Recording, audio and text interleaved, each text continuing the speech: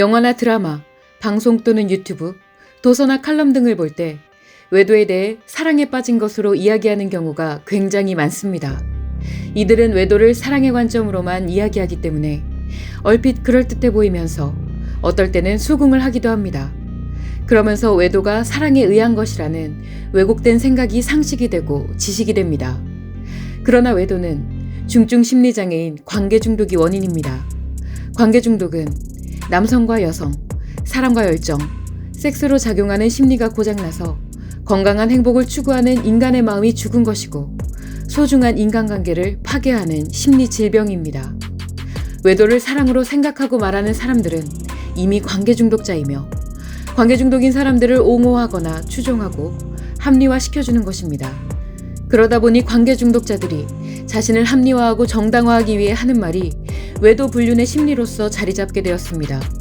이들은 외도의 원인을 부부간의 결혼 문제, 부부관계 문제, 섹스 문제, 애정 문제, 사랑 문제, 정서 문제, 남녀 문제, 기타 문제 등이라고 말합니다. 이는 마음이 작용하는 근본 원리에 대해 전혀 모르는 무지함의 극치입니다. 이렇게 외도의 본질에 대해 전혀 무지한 사람들의 말이 상식이 되거나 보편적인 지식이 되면 결국 수많은 사람들에게 외도가 빠르게 확산될 수밖에 없습니다. 외도가 사랑에 빠지는 것이기 때문입니다. 외도를 사랑이라고 말하는 모든 이들은 자신이 얼마나 무지한 것인 줄 알아야 합니다. 또한 영화나 드라마, 방송 또는 유튜브, 도서나 칼럼을 통해 이를 대중에게 알리는 것은 자신의 무지를 만천하에 자랑하는 것과 같습니다.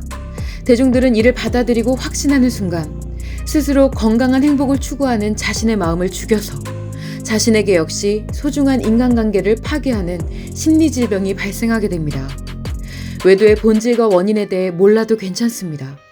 만약 외도가 사랑이라고 확신한다면 자신의 배우자나 자녀들, 가족들, 사위 또는 며느리, 사돈에게도 권할 수 있어야 합니다.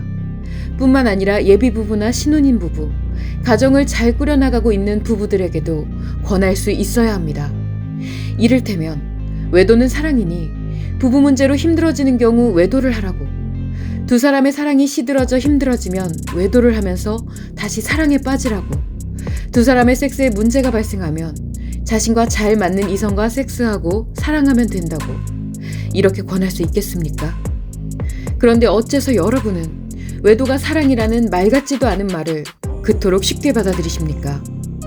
외도를 사랑이라고 확신하면 끝내는 자신과 배우자, 자녀들 모두가 외도를 하는 것이 정상인 세상에서 살게 됩니다. 그러면서 모두가 중증 심리장애가 되어 소중한 인간관계를 파괴하면서 사는 세상이 오게 되는 것입니다.